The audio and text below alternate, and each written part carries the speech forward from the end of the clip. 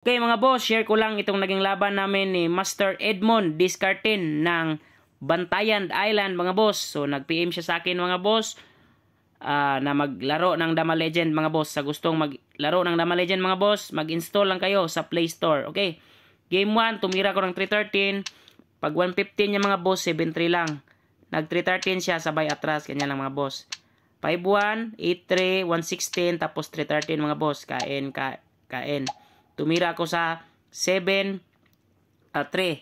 Nagpakain mga boss, kanyan. Pag real niya, tumira lang ako sa 115. 5-1, tapos subo ako mga boss. Tumira siya sa 9-5. Tumira lang ako sa 11-7. Pag tira niya sa 7-3 mga boss, 5-1. Nagpakain siya mga boss, sabay atras. Tumira ako sa 115, 11-6, 9-5, tapos 5-4. Tumira ng 2-14, 8-3 siya mga boss. Tumira ko sa 7-2 tapos 12-8. Tumira sa 5-1 tapos 7-2. So grabing timing mga boss. Tumira lang ako sa 12-7 tapos nag 116 siya. Sinayang ko mga boss. Pag iwas niya mga boss, sinayang ko ulit. So lugi siya ng isa mga boss. Pag tira niya mga boss sa 313, sinayang ko ulit. Nagpakain dalawa tapos 7-3. Pag 8-3 niya mga boss, tumira lang ako sa 314 sabay atras. Pag 416, tumira lang ako sa 416. So dito mga boss, natalo si Master Edmond. So panalo tayo mga boss sa game 1. Game 2 mga boss, tumira siya ng 115. Nag 330 lang ako real. Pag real niya mga boss, nag 115 lang ako. Pag 5-1 niya, 5-1. Nag 313, nag 9-5. Sumingit mga boss, kaya nag 416 lang ako. Pag tira niya mga boss sa 7-3, sinayang ko lang. Ganyan o. Pag siguro niya mga boss sa 5-4, nag 12-7 lang ako. Sabay, sinayang ko ulit. Nag-sacrifice mga boss, yun ano. So, equal lang po, 8 versus 8. 2-14, nagpakain mga boss, sabay abante. Pag abante niya mga boss, nagpakain lang ako ganyan, no. Tumira siya ng 12-7, abante lang ako mga boss. Pag tira niya mga boss sa 13-16, nagkamali na naman siya. Sinayang ko lang, di ba? So, walang depensa. Ganyan, no. So, lugi na siya mga boss. Pag abante niya mga boss sa 14-15, nag 13-3 lang.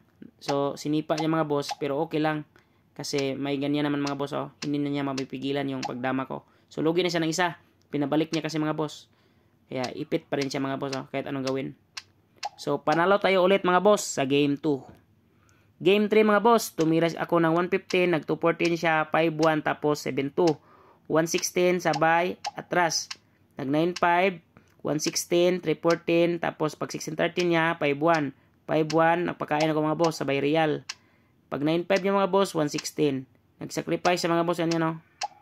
So, equal lang po, 8 versus 8. 2-14, 10-6, 6-1, tapos 6-2. Tumira ko sa 150, nagpakain mga boss. Tumira lang ako sa 10-6. Ang ginawa niya mga boss, nag 13-16. So, dito mga boss, nag-advance lang ako sa 14-15.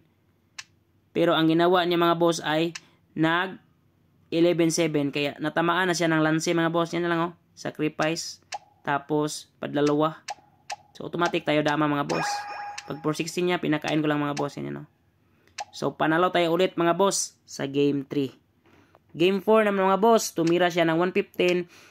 214 lang ako. Pag 5-1 niya mga boss, 7-2. Yan. Sabay atras. Uy, abante pala. Another way pala yung ginamit ko mga boss. Pag 115 ko mga boss, 10-5 siya. 5-1. 214, 11-7, tira siya 7-2, 9-5 ako, sabay, atras siya mga boss. Nag 12-8 lang ako. 215 ko mga boss, na disconnect pala si Boss Edmond. Kaya tinabla na lang namin mga boss. Kaya wala namang lugi, di ba? Halimbawa, mag 215 siya mga boss. Dito naman ako kakain sa 14-2.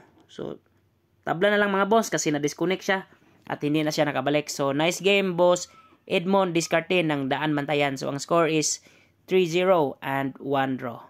Thank you and God bless.